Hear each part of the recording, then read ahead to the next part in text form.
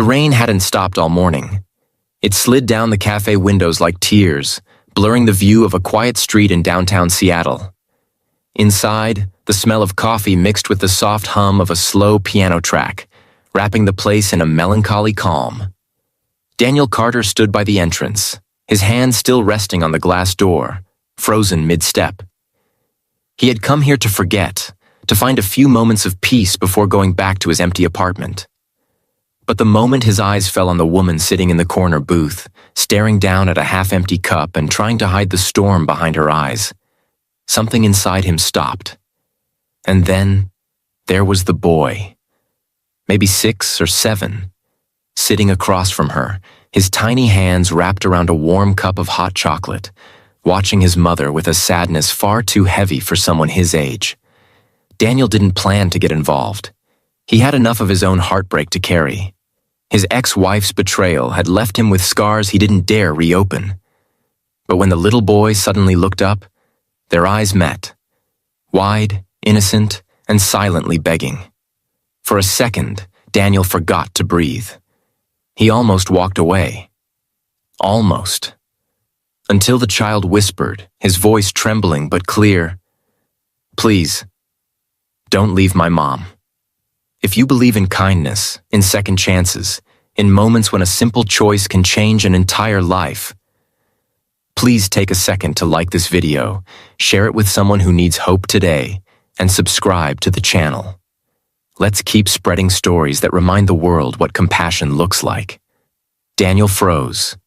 The boy's words echoed in his chest like a plea from the universe itself.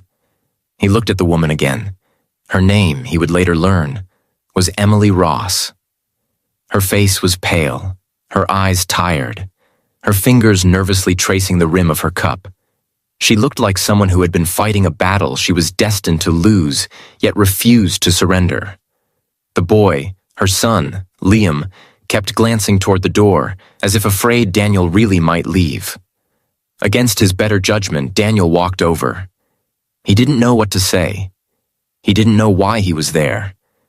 But the sight of the small coffee cup in front of Emily, untouched and cold, the way her shoulders trembled when she exhaled, pulled him in like gravity. He quietly sat down across from them, not asking for permission, just offering presence. For a few seconds, no one spoke. Only the faint clink of cups and soft café chatter filled the silence. Then Emily looked up, startled, her eyes red-rimmed but strong. Daniel noticed she tried to smile, one of those smiles people give when they're too broken to mean it. He saw something familiar in her, the same loneliness he'd been living with for years, the same ache of holding yourself together when everything's falling apart. It was a look you didn't forget once you'd worn it yourself. He didn't ask what was wrong. He didn't pry. He just sat there. And somehow, that was enough. As the minutes passed, Emily finally began to talk, her voice barely above a whisper. She told him she had moved to the city 6 months ago, after her husband left without a word. He'd promised to return, but never did. The house they shared was sold, the savings drained, and she was left to raise Liam alone. She'd been trying to find work, but between rent, food, and daycare, she was sinking fast. That morning, she'd come to the cafe for a job interview, only to be told she wasn't experienced enough. When Daniel found them, she wasn't just tired. She was defeated. Daniel listened in silence. Her story shouldn't have surprised him. Life was full of cruel endings. But something about the way she spoke, the strength behind her exhaustion, stirred something deep inside him. He remembered his own lowest point, the night his wife had left and taken everything but his guilt with her. He had walked into a similar cafe back then, ready to disappear into the background forever. A stranger had spoken to him that night. A simple, "You're not alone," that kept him from breaking. And now, looking at Emily and Liam, he realized this was his moment to return that gift. He looked at Liam, who was tracing little circles on the table with his finger. The boy looked up and asked quietly, "Are you going to help my mom?" It wasn't a question. It was faith. Pure, innocent faith that somehow someone would care enough to stay. Daniel nodded before he even thought about it. The next few weeks unfolded like a fragile sunrise. Daniel started stopping by the café every morning. Sometimes he brought breakfast for Emily and Liam. Sometimes he just brought company.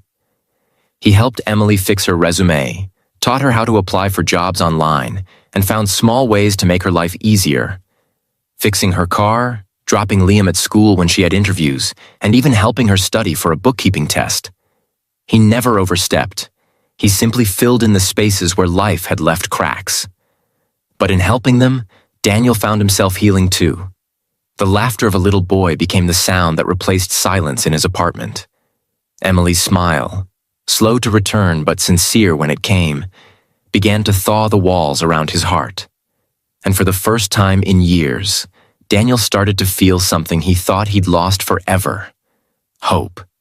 Still, not everyone believed in second chances.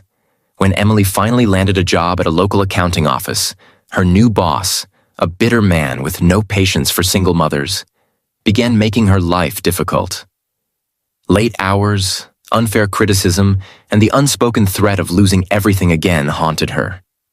She tried to hide it, but Daniel could see the weight growing heavier each day. One evening, he found her sitting outside the cafe again, her eyes red, hands trembling. Liam was asleep beside her, curled up in his coat. Emily told Daniel she'd been fired. The boss accused her of being unreliable for leaving early to pick up her son. That night, something inside Daniel snapped. He couldn't watch her break again.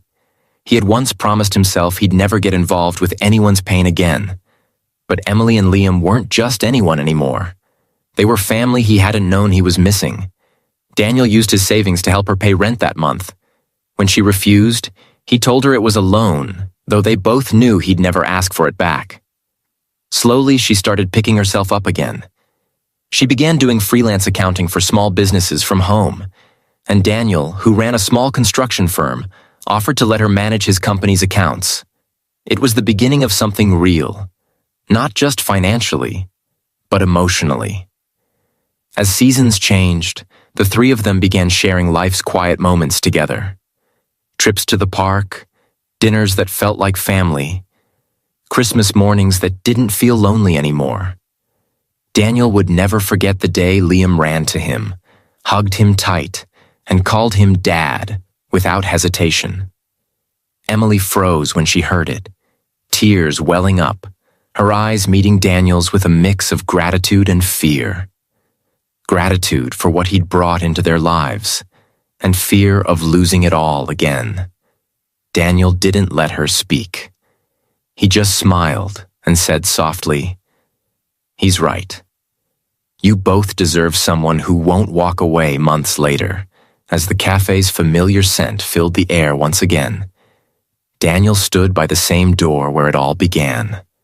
This time, the rain had stopped, the world outside bright with morning light. Emily was inside, laughing with Liam as they shared breakfast. Daniel took a deep breath, holding a small velvet box in his trembling hands. His heart raced, not out of fear, but out of something pure. The realization that he was finally where he was meant to be. He walked in, knelt beside their table, and before he could say a word, Liam grinned and whispered, "Told you he wouldn't leave, Mom." And for the first time, Emily let herself believe in forever. If this story touched your heart, if it reminded you that sometimes love finds us when we least expect it, please take a moment to like this video, share it with someone who might need hope today, and subscribe for more stories that celebrate kindness, redemption, and second chances. Before we end, I'd love to hear from you. Would you have stayed like Daniel did? Comment below and tell us your thoughts. Your words mean more than you know. Because sometimes, the smallest act of staying can change someone's entire life.